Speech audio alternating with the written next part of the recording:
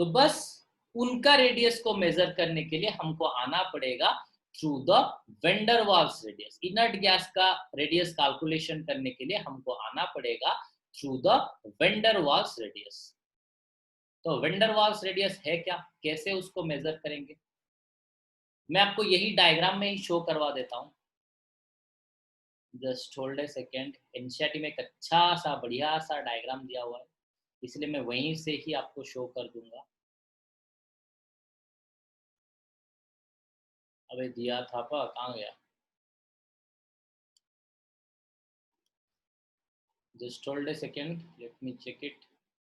एक जगह पर अच्छे से बढ़िया से, अरे थापा मेरे एनसीईआरटी में तो है, इसमें क्यों नहीं है? वो पीडीएफ में नहीं है। ओके पीडीएफ में है नहीं तो मैं डायग्राम बना देता हूँ, ठीक है? नहीं है पीडीएफ में है नहीं, ठीक है मेरे, लेकिन पुराना एनसीईआरटी जो है उसमें है, ठीक है। देखो तो वेंडर वाल्स रेडियस हम कैसे मेजरमेंट करते हैं?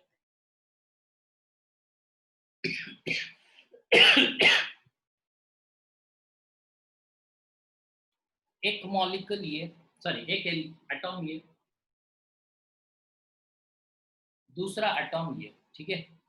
एक एटॉम ये, दूसरा एटॉम ये, थोड़ा सा बड़ा हो गया।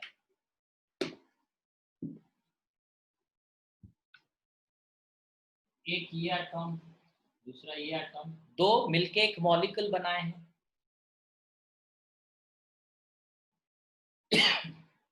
अभी देखो दोनों अलग अलग मॉलिक्यूल, दोनों अलग अलग मॉलिक्यूल है। अगर नोबेल गैस होगा मतलब इनर्ट गैस होगा तो उसका तो मॉलिक्यूल नहीं है, बस एक एक, ठीक है। तो वेंडर वाल्स रेडियस का मैं स्टेटमेंट पहले लिखता हूं, उसके बाद मैं आपको समझा देता हूं कि इसका मतलब। It is the half of the distance between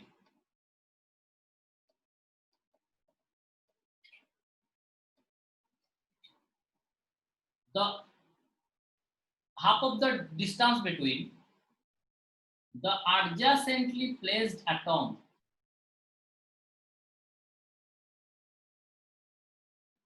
of the adjacent molecule।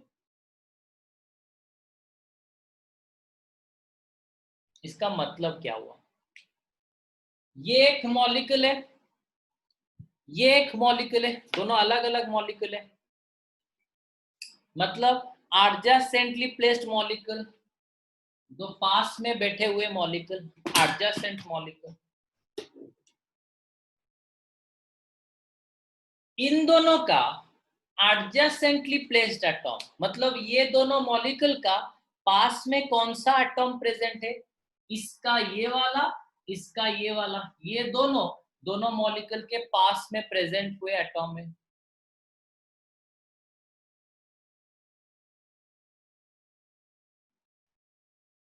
Adjacently placed atom, उनका डिस्टेंस, उनके अंदर का डिस्टेंस ये है, उसका half,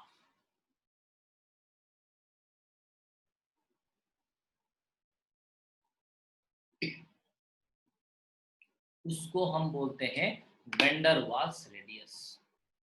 it is the half of the distance between the adjacently placed atom of the adjacent molecule of the। I hope ये statement सबको समझ में आ गया।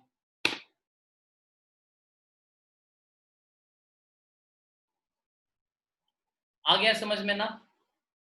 Okay yes sir. तो डेफिनेटली आप एक चीज देख सकते हो कि van der Waals radius can be considered as a false radius, क्योंकि यहां पर इतना जो डिस्टेंस हमने कंसिडर किया हुआ है, this one is not actually the atoms. ये जो डिस्टेंस है ये क्या एटॉम का है क्या? नहीं है ना, but we are considering that space as the radius, उसको भी हम रेडियस के अंदर इंक्लूड कर रहे हैं। So van der Waals radius or inert gas radius is actually a false radius. वो actually false radius. लेकिन फिर भी हम van der Waals radius को क्यों कंसिडर करते हैं?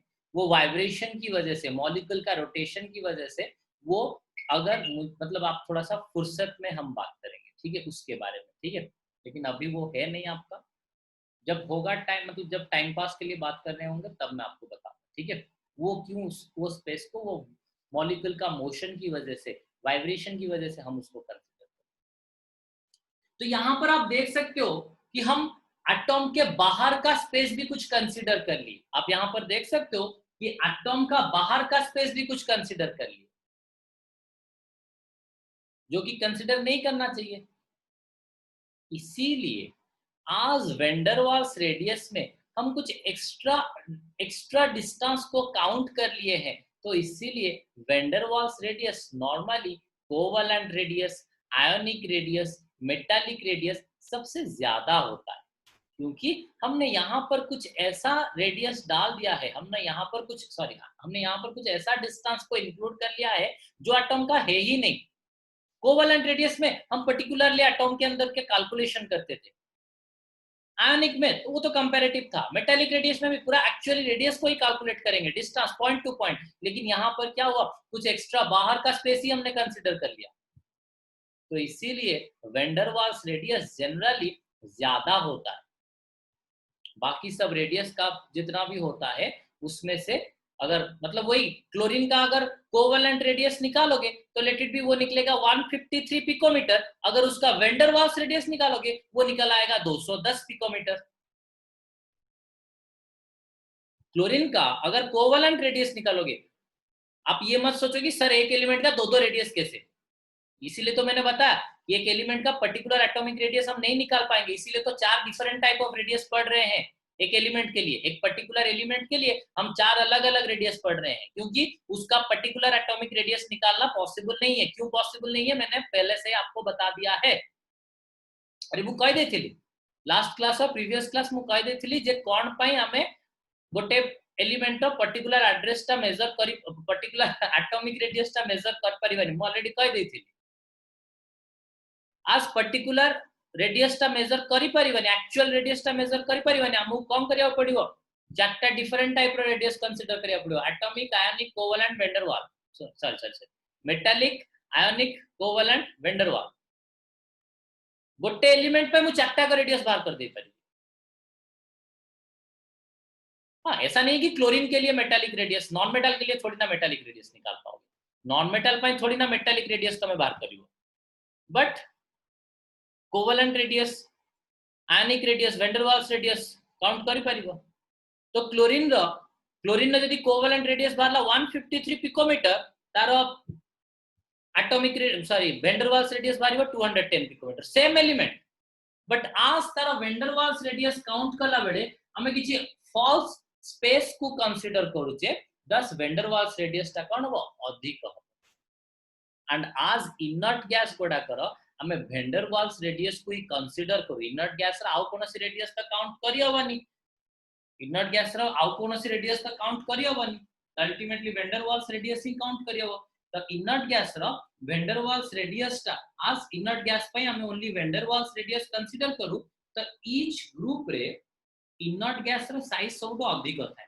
तो माने वैन डर वाल्स रेडियस ता कोन सबटो अधिक, जहाँ पे van der Waals radius consider करिवो ता साइज कोन हो अधिक। ओके मनशा बुझी पारलु।